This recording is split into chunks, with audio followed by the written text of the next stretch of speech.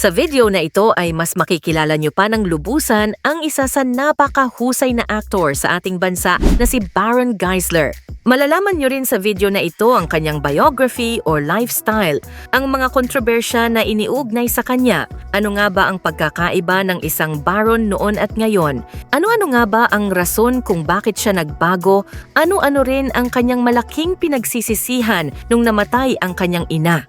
Makikilala nyo ang mga babaeng kanyang nakarelasyon at ang babaeng pinakasalan niya na isa sa nakapagbago sa kanya at makikilala nyo rin ang kanyang mga anak, kung kailan at saan siya nagsimula sa kanyang karera at masisilip nyo rin dito ang ilan sa kanyang mga naipundar gaya ng kanyang mga bahay, mga negosyo at mga sasakyan.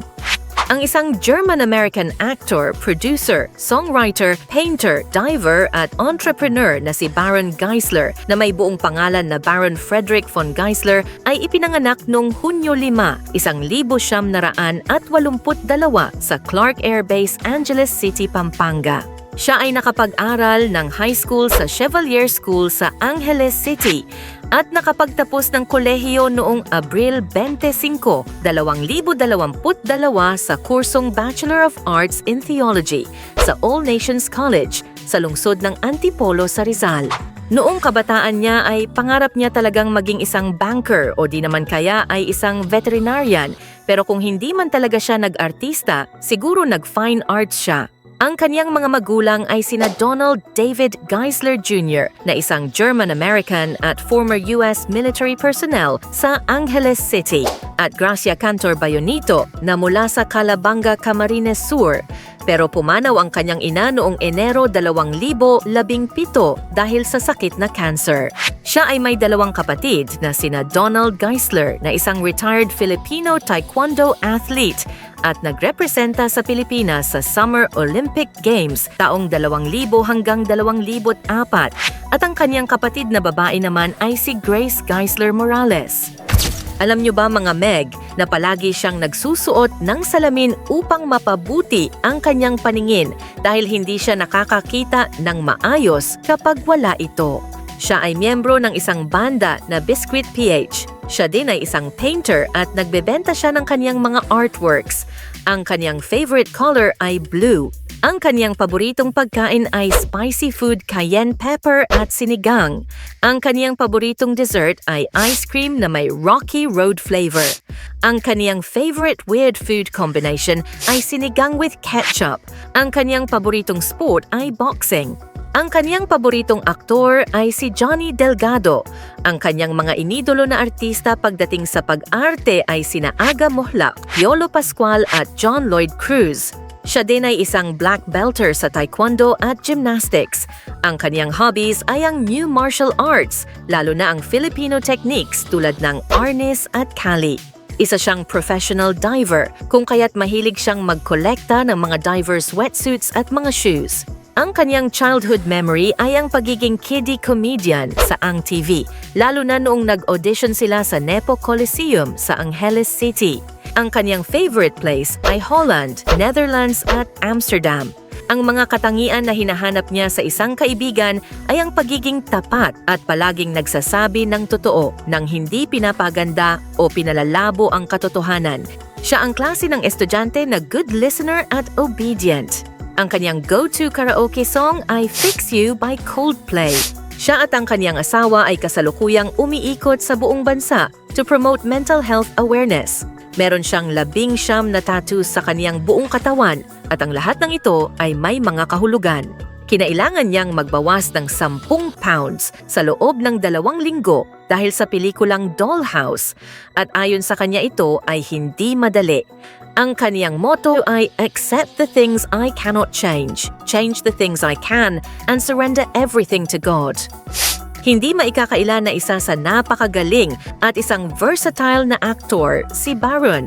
Ngunit sa kabila ng kaniyang kagalingan ay isa din siya sa pinaka-controversial na aktor dahil sa sunod-sunod na mga insidente ng kaguluhan, hindi magandang pag-uugali sa publiko at sa trabaho, at mga kaso ng paglabag sa batas. Tulad ng hindi profesional na pag-uugali niya sa trabaho, maraming beses siyang naireklamo dahil nagtatrabaho habang lasing o hindi handa sa kanyang mga eksena. At ilang aktor at actress na rin ang nagsabing minumura o pinagbabantaan sila ni Baron sa set. Kung kaya't isa sa naging resulta nito ay naban siya ng ilang TV networks at nawalan ng mga proyekto. Madalas din siyang masangkot sa pisikal na gulo, gaya na lamang ng away nila ni Yul Servo na nauwi sa suntukan sa loob ng set. Noong 2016 ay naging viral ang suntukan nila ni Kiko Matos sa isang bar, at taong 2018 naman ay nasangkot siya ng ihian niya si Ping Medina sa isang set. Aminado siya na gumagamit siya noon ng ipinagbabawal na gamot at labis na uminom ng alak. Isa siya sa mga artistang naging laman ng mga rehabilitation center dahil sa kombinasyon ng alcoholism at drug abuse. Dahil sa kanyang mga maling nagawa, kaya ilang beses siyang nakulong. Sinabi niya na wala siyang pakialam noon kung mamatay siya at gusto niya na lang mawala, pero binago raw siya ng Diyos. Inamin niya sa isang panayam na 7 beses siyang na-rehab kung saan nagsimula ang kanyang spiritual at personal na pagbabagong buhay noong 2017 nang pumasok siya sa Christian-based rehab center sa Cebu. Inihayag niya na nung mamatay ang kanyang ina, 6 na buwan siyang nakakulong sa kanyang kwarto sa Pampanga at napagtanto niyang ang naibigay lamang niya sa kanyang ina ay sakit ng ulo, pain at frustration.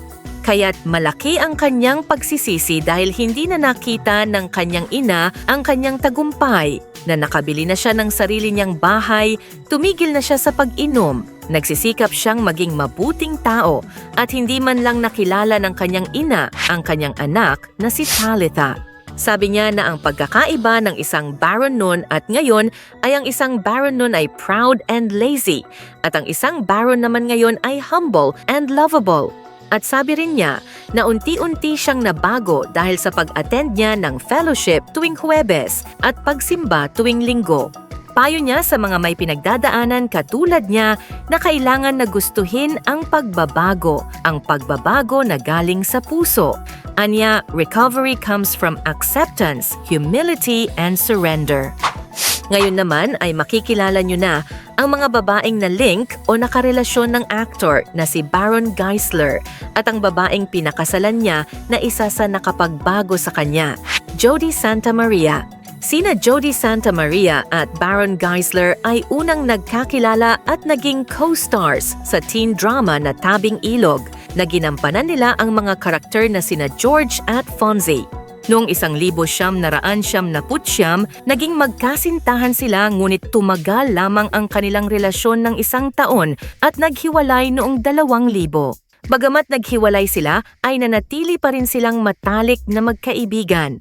Noong 2016, nagkaroon sila ng muling pagkikita sa premiere night ng pelikulang The Achy Breaky Hearts na pinagbidahan ni Jody.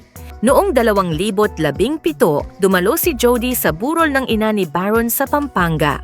Ipinost pa ni Baron sa Instagram ang kanilang larawan at pinasalamatan si Jody sa kanyang pagbisita. Sa isang panayam noong 2019, inamin ni Jody na itinatago pa rin niya ang mga regalong ibinigay sa kanya ni Baron noong sila ay magkasintahan pa. Dion Monsanto. Sa isang panayam noong 2008, inamin ni Baron na lumalabas sila ni Dion, former housemate sa Pinoy Big Brother Season 2. Sila ay lumabas noong 2008 Filipino movie na Torotot. Ayon sa kanilang co-star na si Maui Taylor, matagal nang magkakilala sina Baron at John bago pa man nagsimula ang shooting ng kanilang pelikula. Inamin ni Baron na sila ay nag-date. Ngunit inilarawan naman ni John ito bilang higit na pagkakaibigan. Ngunit hindi na uwi sa seryosong relasyon ang kanilang ugnayan. Rachel Stephenson. Noong 2009, ibinahagi ni Baron na masaya siya sa piling ng kanyang Filipino-Australian girlfriend na si Rachel Stephenson, isang pribadong personalidad. Nagbakasyon sila sa Australia at bumisita sa Sydney Opera House at Blue Mountains. Sa kabila ng kanilang masayang pagsasama, kalaunan ay naghiwalay din sila. Hindi naging malinaw sa publiko ang dahilan ng kanilang paghihiwalay. Karen Ann Tolosa. Sina Baron at Karen ay nagsimulang nag-date noong 2012 pero naghiwalay rin sila noong 2013. Taong 2018 ay muling naging magkaibigan sila matapos ang ilang taong pagkakahiwalay. At noong Mayo 2019, muling nabanggit ang pangalan ni Karen Ann, dating kasintahan ni Baron, matapos siyang akusahan ng pang-aabuso.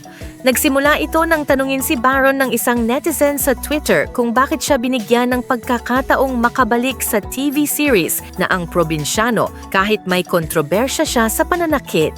Sagot ni Baron, hindi siya nanakit ng sino man. Ngunit nagkomento si Karen Ann na nagsabing sinaktan siya ni Baron. Aniya, tinulungan pa niya si Baron para magbagong buhay. Ngunit tila binola lang daw ni Baron ang mga tao tungkol sa tunay na pagbabago nito. Janelle T. Noong 2022, na-link si Baron sa former Miss Philippines Earth na si Janelle T. na naging co-star niya sa pelikulang Pusoy. Sa isang deleted Facebook post, ibinunyag umano na inimbitahan ni Janelle si Baron sa inuman at pinabook pa siya ng sasakyan papunta sa kanyang bahay. Nagpahayag ng galit si Jamie Evangelista dahil sa insidente. Ayon sa kanya, hindi raw akma sa isang pamilyadong lalaki ang ganoong kilos lalo na't may drinking problem si Baron.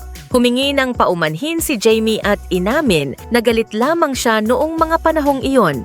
Sa panig ni Baron, sinabi niyang si Janelle ang nag-book ng sasakyan dahil hindi siya makapasok sa kanilang bahay at wala siyang ibang mapuntahan noong oras na iyon. Nadia Montenegro. Noong 2024, umingay ang balita na si Baron Geisler ay ang ama ng bunsong anak ng actress na si Nadia Montenegro na si Sofia Angela Asistio. Sa isang panayam kay Nadia, hindi niya tuwirang pinangalanan si Baron, ngunit nagbigay siya ng mga palatandaan.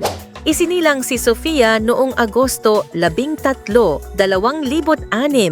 Ayon kay Nadia, 24 si Baron at 34 siya nang ipagbuntis niya si Sofia. Isang beses lamang nagkita ang mag-ama. Ayon kay Nadia, wala umanong malinaw na intensyon si Baron at wala rin daw interes si Sofia na makipag-ugnayan sa ama. Sa isang hiwalay na panayam noong Marso 2024, sinabi ni Baron na masaya siya sa pagpapalaki kay Sofia ng kanyang ina at kinilala niya ang sakripisyo nito. Malungkot man siya na hindi niya nasilayan ang paglaki ng kanyang anak. Sinabi niyang tanggap niya ang lahat at naniniwalang may dahilan ang mga pangyayari. Bago naging maayos ang relasyon ng mag-ama, niligawan muna ni Baron ang kanyang anak at ginawa ang lahat upang mapalapit sa kanya dahil sa kanyang mga pagkukulang bilang ama. Kaya nang tawagin siya ng anak niyang dad, kinikilig at tuwang-tuwa siya na para bang nagbunga na ang lahat ng pagsisikap niyang mapalapit dito. Sa kasalukuyan, ang panganay na anak ni Baron na si Sofia ay nakatira sa kanila dahil sa mga praktikal na dahilan gaya ng pagpasok nito sa kolehiyo at pagsuporta nito sa pag-aaral at mas maraming ng oras ang ginugugol nila ng magkasama upang mapalakas at mapabuti ang kanilang relasyon bilang ama at anak. Jamie Evangelista. Si Jamie Evangelista ay ang babaeng pinakasalan ni Baron Geisler noong Setyembre 12, 2019 sa isang civil wedding na ginanap sa Quezon City Hall. Nagkakilala sila sa isang rehabilitation center kung saan si Jamie ay isang psychologist at freelance psychotherapist. Ayon kay Baron, si Jamie ay maunawain at maalaga at tumulong sa kanya sa panahon na walang-wala siya. May dalawang anak na si Jamie mula sa nakaraang relasyon sina Joaquin at Harvey at madaling natanggap si Baron sa kanilang buhay. Ang kanilang pagmamahalan ay nagbunga ng isang anak na si Talitha Kumi Geisler na isinilang noong Enero 2020. Sa isang panayam, ibinahagi ni Baron na masaya at kinakabahan siyang maging ama, ngunit handa siyang panindigan ang bagong yugto ng kanyang buhay. At sabi rin niya na natuto siyang mag-control sa kanyang temper dahil sa kanyang asawa. At isa sa rason kung bakit siya nagbago ay dahil sa pagmamahal niya sa kanyang asawa at sa kanyang mga anak. Nagsimula ang karera ni Baron Geisler bilang child actor noong 1974 nang mag-audition siya para sa kilalang variety kiddie o teen gag show na ang TV sa kanyang hometown sa Pampanga. Mula sa 2,000 na nag-audition, siya lamang ang natanggap. Noong 1976, ginampanan niya ang mga minor na papel sa ang TV at sa ang TV movie The Adarna Adventure. Noong 1977 hanggang 1978 ay kasama siya sa Star Circle Batch 5 ng ABS-CBN at gumanap sa mga teen-oriented na proyekto at pelikula tulad ng Nagbibinata at Haba Babado, Puti Puti Pu. Naging bahagi siya ng cast ng Tabing Ilog noong 1979 na isang matagumpay na youth TV series at bumida siya bilang Michael sa Anak Noong 2000 na isa sa mga pinakamalaking hit na pelikula sa Pilipinas. Sa pelikulang Dollhouse ay nanalo siya bilang Asia's Best Actor in a Lead Role noong 2023 at the Thailand International Leadership Awards. Sa taong 2025 ay nakamit niya ang malawak na papuri para sa kanyang pagganap bilang Dr. Miguel Jaguar Tecson sa hit na seryeng Incognito. Makikita din siya sa senior high, The Delivery Rider bilang si Santo, Dearly Beloved bilang si Deo, at sa kasalukuyan ay makikita siya sa FPJ's Batang Quiapo bilang si Rocky Boy Mondragon. Ngayon ay masisilip nyo na ang ilan sa mga napundar ni Baron Geisler. Sa edad na 21, mayroon na siyang sariling bahay na matatagpuan sa Pampanga. Noong Enero 2024, ibinahagi niya sa social media ang pagbili ng isang property sa barangay Batad, San Remigio, Cebu City, kung saan dito sila nakatira. Sa aspeto naman ng mga sasakyan, nagmamay-ari si Baron ng ilang mga kotse. Isa na rito ang isang itim na Toyota Fortuner na nasangkot sa aksidente nang mabangga ito ng isang malaking truck sa Pasig noong madaling araw ng Setyembre 15, 2015 habang siya ang nagmamaneho. Mayroon din siyang Mitsubishi Expander na nagkakahalaga ng humigit kumulang 1.3 milyon na siya ring niregalo sa kanyang asawa na si Jamie. Bukod sa kanyang karera sa pag-arte, aktibo rin si Baron sa negosyo. Isa sa mga pag-aari niya ay ang Gents Barber, isang barbershop na matatagpuan sa Gaisano Country Mall, Cebu City. At may negosyo rin siya na perfume na Stay 24 at may iba't ibang scent variant ito tulad ng No Control, Behind the Smoke at Rule Breaker na naglalarawan sa kanyang pagkatao dati o storya ng buhay niya. Bukod dito, meron din siyang mga investments sa real estate. Hanggang dito na lang muna mga Meg. Thank you and God bless.